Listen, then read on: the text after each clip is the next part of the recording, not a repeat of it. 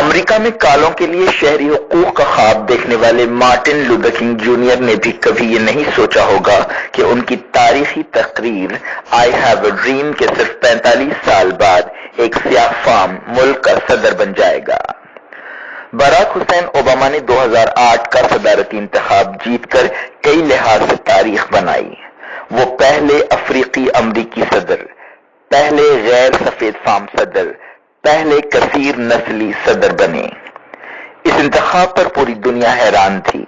انہوں نے 2012 میں دوسری میعاد جیت کر پھر تاریخ لکھی۔ اوباما تبدیلی کے نعرے کے ساتھ صدر بنے۔ انہوں نے عام امریکیوں میں امیدیں جگائیں، معاشی خوشحالی اور امن کی امیدیں۔ وہ جس وقت صدر بنے امریکہ اور دنیا معاشی بحران سے دوچار تھے۔ بش کی غلط کاریوں سے ملک افغانستان اور عراق کے دلدل میں پھنسا ہوا تھا۔ بے جواز جنگوں کی وجہ سے عالم اسلام کے کلیجے سے خون رس رہا تھا، انسانیت رو رہی تھی۔ اوباما سے صرف امریکیوں کو نہیں، پوری دنیا کے لوگوں کو بہت سی توقعات تھیں۔ مسلمان بھی پر امید تھے۔ یہ امیدیں اس وقت اور بڑھیں جب انہوں نے اپنے انتخابی وعدے کے مطابق ایک مسلم دارالحکومت سے مسلمانان عالم سے خطاب کیا۔ بش کے 8 سالہ دور میں امریکہ اور مسلمانوں کے تعلقات کو زک پہنچی تھی۔ افغانستان اور عراق پر قبضے، دہشت گردی کے نام پر جنگ، پاکستان سے یمن تک ڈرون حملوں اور کئی وجوہات کے سبب ان کا اعتماد متزلزل تھا۔ ان میں کئی شبہات پائے جاتے تھے۔ عراق و افغانستان کے بعد پاک و ایران کو نشانہ بنانے کی باتیں ہو رہی تھیں۔ ایسے میں اوباما نے قاہرہ یونیورسٹی سے خطاب کیا۔ انہوں نے مسلمانوں کو اپنائیت کا احساس دلایا، ان کے زخموں پر مرہم رکھنے کی کوشش کی، مغرب اور اسلام کے درمیان صلح کی بات کی، غلطیوں کا اقرار کیا، فلسطینیوں کی تکلیفوں کا نوحہ پڑھا اور 2 ریاستی حل کا وعدہ کیا۔ ایوان سفید کے سیاہ مکین نے مسائل پر نئے اپروچ کا اعلان کیا۔ بظاہر ان کی قاہرہ تقریر اپنے عنوان کی طرح ایک نئی شروعات تھی، ایک بہتر مستقبل کی شروعات، ایک پرامن دنیا کی شروعات۔ سب کچھ ایک خواب جیسے لگ رہا تھا۔ وائٹ ہاؤس میں اوباما کے داخلے اور پھر قاہرہ میں اس خطاب کے 8 سال گزر چکے ہیں۔ کیسے رہے یہ 8 سال؟ رپورٹ کارڈ سامنے ہے۔ کیا ہے نتیجہ؟ کیا امریکیوں کی زندگیوں میں تبدیلیاں آئیں؟ کیا امیدیں پوری ہوئیں؟ کیا خواب شرمندہ تعبیر ہوئے؟ کیا عالم اسلام کے دکھوں کا مداوع ہوا؟ کیا نفرتیں گھٹیں؟ ایسے بیشتر سوالات کا جواب بدقسمتی سے نفی میں ہے۔ اوباما ابتدا میں کوئی کیماگر نظر آ رہے تھے، لیکن ان کا کوئی بھی نسخہ کارگر ثابت نہ ہوا۔ مرض بڑھتا گیا، جوں جوں دوا کی کا معاملہ رہا۔ ان کا دور صدارت بدترین خونریزیوں، عدم استحکام، خارجہ پالیسی کی ناکامی اور اسکینڈل سے عبارت ہے۔ انہوں نے امریکیوں کو اور مقروض بنا دیا۔ عالمی بحران جوں کہ توں رہے، نئے نئے بحران پیدا ہوئے، اچھے خاصے ملک اجڑ گئے۔ داعش کا ناسور ابھرا، حلب ہوا، کرائمیا ہوا، روس مضبوط ہوتا گیا، چین چھاتا گیا۔ امریکہ دنیا کے واحد سپر پاور کے موقف سے محروم ہو گیا۔ اوباما کی ناکامیوں کی فہرست کافی طویل ہے، لیکن ان کی خارجہ پالیسی سب سے زیادہ بری رہی۔ اپنے پیشرو جارج بش کی غلطیوں سے انہوں نے کوئی سبق نہیں سیکھا، جس کے لیے تاریخ انہیں کبھی معاف نہیں کرے گی۔ خود اوباما کی زبان میں لیبیا ان کے دور صدارت کی سب سے بدترین غلطی ہے۔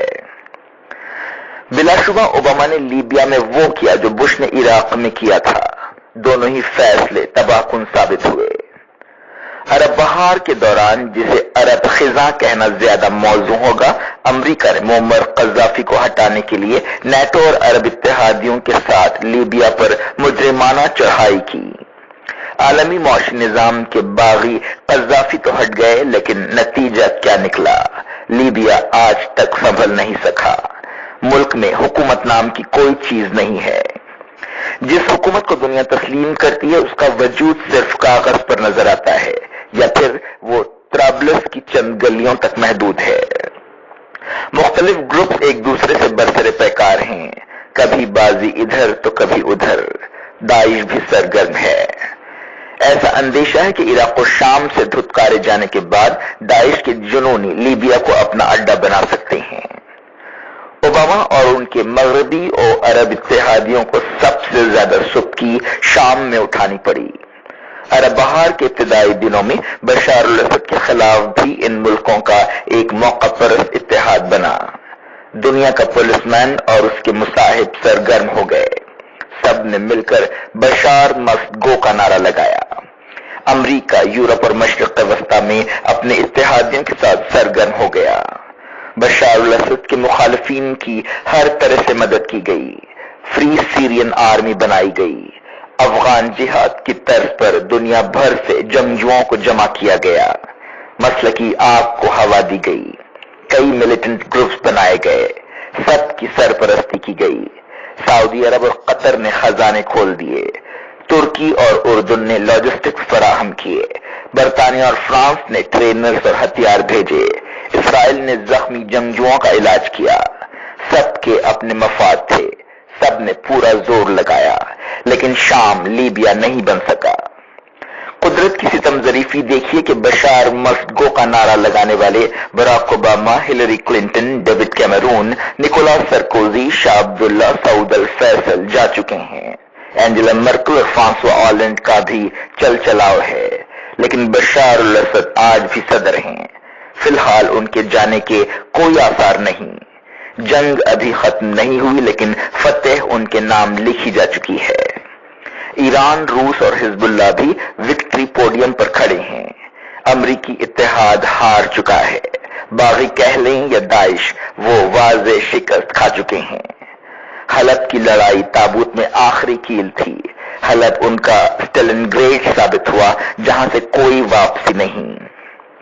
जंग का फैसला तो हो चुका, लेकिन गलत मुहिम जोइयों, मौशल मफादात, इक़्तिदार और इंतकाम के इस खेल में इंसानियत को भारी कीमत चुकानी पड़ी। एक मोहतात अंदाजे के मुताबिक 4 से 5 लाख लोग मारे गए। 1 करोड़ से ज्यादा बेघर हुए। शहर के शहर खंडर हो चुके, जो कभी तहजीब और तमद्दुन का मरकज थे। शाम की जंग 6 साल से जारी है। शायद 1-2 साल और चलेगी, लेकिन उसके असरात आने वाले कई दहों तक पड़ेंगे। बराक ओबामा जंग की इन हौलनाकियों से अपना दामन नहीं बचा सकते। वो सिर्फ लीबिया और शाम के कसूरवार नहीं है। यमन में क्लस्टर बमों से चश्म पोशी, हमला आवरों की पुष्ट पनाही और जंग रोकने के हवाले से उनकी बेअमली और बेहिसी भी उन्हें मुजरिम बनाती है। इराक और अफगानिस्तान की जंगें बुश की विरासत थी। ओबामा ने 2008 के इंतखाबात के दौरान सब ठीक कर देने का वादा किया था, लेकिन हकीकत यह है कि इन 8 सालों में इराक का मामला मजीद पेचीदा हो गया। धमाके आज भी हो रहे हैं। जंग आज भी जारी है। अमरीकी फौजें आज भी तैनात हैं। अफगानिस्तान की सूरत हाल भी कुछ मुख्तलिफ नहीं है। तशद्दुद रोज का मामूल है। मुल्ला उमर गए, उसामा बिन लादेन गए, लेकिन तालिबान आज भी हैं। अल-कायदा आज भी है। अब तो दाइश ने भी अपने कदम जमा लिए हैं। अमन का दूर दूर तक पता नहीं। यूं अफगानिस्तान भी ओबामा की एक बड़ी नाकामी साबित हुआ। गुआंतानामो जेल अफगान जंग की कोख से जन्मी थी, जहां अमरीकी सिपाहियों ने इंसानियत को शर्मसार करने वाली दास्तानें लिखी। ओबामा ने सदर बनते ही 1 साल के अंदर इस बदनाम जमाना जेल को बंद करने का वादा किया था, लेकिन आज 8 साल गुजरने के बाद भी ये काली जेल सियाहफाम सदर का मुंह चिढ़ा रही है। एबटाबाद ऑपरेशन को ओबामा के कारनामे के तौर पर पेश किया जाता है। ये उस सूरत में कारनामा हो सकता था जब उसामा बिन लादेन के साथ ही बम धमाके भी खत्म हो जाते और दुनिया अमन का गहवारा बन जाती, लेकिन ऐसा नहीं हुआ। एक मामूली फहम रखने वाला शख्स भी जानता है कि हालिया बरसों में तशद्दुद बढ़ा है और नए साहिलों तक पहुंचा है। ओसामा बिन लादेन एक जिस्म नहीं, एक माइंडसेट है, जिसे किसी एबटाबाद ऑपरेशन से खत्म नहीं किया जा सकता। हर दौर के ओबामा को यह मालूम होना चाहिए कि तशद्दुद नाइंसाफी के बतन से पैदा होता है। नाइंसाफियों का इजाला इस महाज पर एबटाबाद से ज्यादा मौसर साबित हो सकता है। फलस्तीनियों की हक तलफी, افغانستان پر روس کا قبضہ اور اس سے امریکہ کے نمٹنے کا انداز آج کی دنیا میں بیشتر خونریزیوں کے لیے راست یا بالواسطہ ذمہ دار ہے۔ اوباما کے دور میں اسرائیل فلسطین مسئلے کو حل کرنے کی بھی کوئی ٹھوس کوشش نہیں ہوئی، بلکہ مشرق وسطی کے نئے ہنگاموں میں یہ مسئلہ جو عالمی اسلام کی ترجیح ہونی چاہیے منظر سے غائب ہو گیا۔ مسلم دنیا کے بحرانوں کا فائدہ اٹھاتے ہوئے اسرائیل فلسطینی علاقوں میں من مانی کرتا رہا، غیر محسوس طور پر اس کی ناجائز بستیاں پھیلتی رہیں، مسجد اقصی کی جب چاہے دھڑلے سے بے حرمتی کی گئی، ایک ایک پتھر کے بدلے 10 گولیاں چلائی گئیں، سینکڑوں جوانوں کو موت کی نیند سلا دیا گیا، ہزاروں فلسطینی جیلوں میں بند ہیں۔ غزہ کی ناکہ بندی اور اوباما کی صدارت ساتھ ساتھ چلتے رہے، لوگ برسوں سے غذا، دواؤں، پانی، بجلی اور دوسری ضرورتوں کے لیے تڑپ رہے ہیں۔ 2008 اور 2014 کے حملوں میں اسرائیلی بموں سے تباہ عمارتوں کے ملبے جوں کے توں پڑے ہیں، تعمیر نو کے کوئی آثار نہیں۔ ایسا معلوم ہوتا ہے کہ اسرائیل کے ان جرائم کی کوئی پوچھ نہیں۔ امریکہ، عالمی ادارے، مسلم ملک سبھی مجرمانہ خاموشی اختیار کیے ہوئے ہیں۔ ایران نیوکلیئر ڈیل اوباما دور کی ایک خوش آئند بات رہی، لیکن اس کا صحرا امریکہ سے زیادہ یورپ کے سر جاتا ہے۔ یہ سمجھوتا اسلامی جمہوریہ اور بڑی طاقتوں کے درمیان ایک دہے کی بات چیت کا ثمر ہے۔ اس معاہدے پر امریکہ کی رضامندی نیم دلانہ معلوم ہوتی ہے، ورنہ کیا وجہ ہے کہ ایران پر پابندیوں اور ایمرجنسی کی مدت بڑھائی گئی اور ایران کو واجب الادا رقم روک دی گئی؟ یہ تو حال اوباما دور کا ہے، آگے آگے دیکھیے ہوتا ہے کیا۔ ایسا نہیں ہے کہ ٹرمپ کے آنے سے صرف ایران نیوکلیئر ڈیل پر سوال یا نشان پیدا ہو گیا، کئی دوسرے معاملات میں بھی یہی حال ہے۔ ٹرمپ اوباما کے کئی فیصلوں کی نفی کے لیے کمر بستہ ہیں۔ Paris climate deal, immigration, visa نظام، آؤٹ سورسنگ اور اوباما کیئر اس کی کچھ مثالیں ہیں۔ اوباما دور کے خاتمے اور ٹرمپ دور کے آغاز پر امریکہ ایک دوراہے پر کھڑا ہے، معلوم نہیں راستے کہاں جاتے ہیں، کہیں جاتے بھی ہیں یا نہیں۔ اس صورتحال کے لیے بڑی حد تک اوباما ذمہ دار ہیں، جنہیں قدرت نے تاریخ کے دھارے موڑنے کا بہترین موقع دیا تھا، لیکن وہ اس آزمائش میں ناکام رہے۔ وہ مدبر نہیں تھے، دنیا نے انہیں پرکھنے میں بھول کی اور ان سے کچھ زیادہ ہی توقعات وابستہ کر لیں۔ اوباما گن کنٹرول بل لانے میں ناکام رہے، ان کے دور میں کالوں پر حملے بڑھے، نسلی امتیاز میں واضح اضافہ ہوا۔ اوباما انتظامیہ کے اس اعتراف سے بڑھ کر ان کی ناکامی کا اور کیا ثبوت ہو سکتا ہے کہ روس سائبر حملوں کے ذریعے امریکہ کے صدارتی انتخابات پر اثر انداز ہوا۔ اس اعتراف پر یقین نہ کرنے کی کوئی وجہ نہیں۔ پوٹین کے روس نے حالیہ عرصے میں ہر دنگل میں اوباما کے امریکہ کو پچھاڑا ہے۔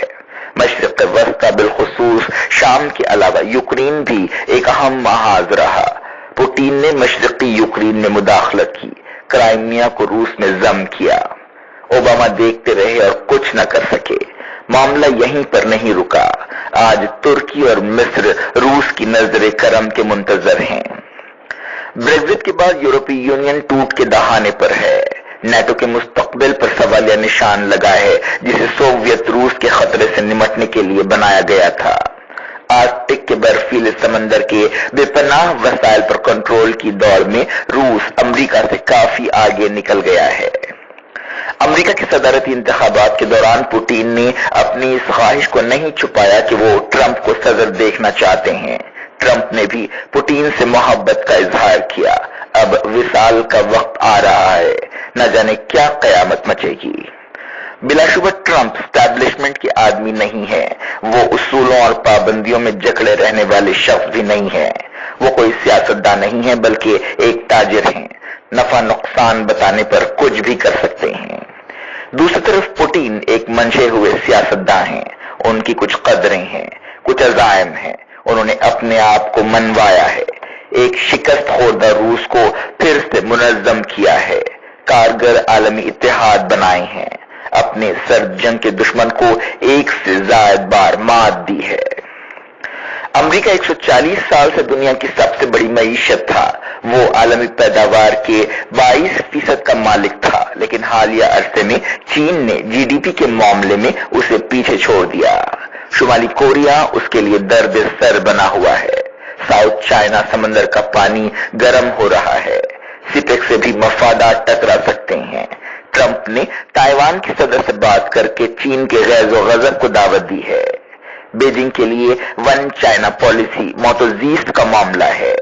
پوٹین ان حالات ٹرمپ کے مزاج کا خوب فائدہ اٹھا سکتے ہیں۔ حالیہ عالمی واقعات اگر کوئی پیمانہ ہے تو پوٹین یقیناً سکہ رائج الوقت ہیں۔ آثار و قرائن بتاتے ہیں کہ آنے والا وقت ان کے لیے مزید سازگار ہوگا۔ میدان بالکل صاف ہے، امریکہ کہیں نظر نہیں آ رہا ہے۔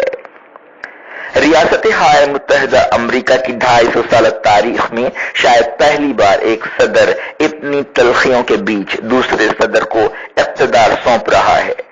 اوباما کی وراثت کیا ہے؟ مجھ سے پوچھیں تو ان کے دور میں امریکہ دنیا کے واحد سپر پاور کے موقف سے محروم ہو گیا۔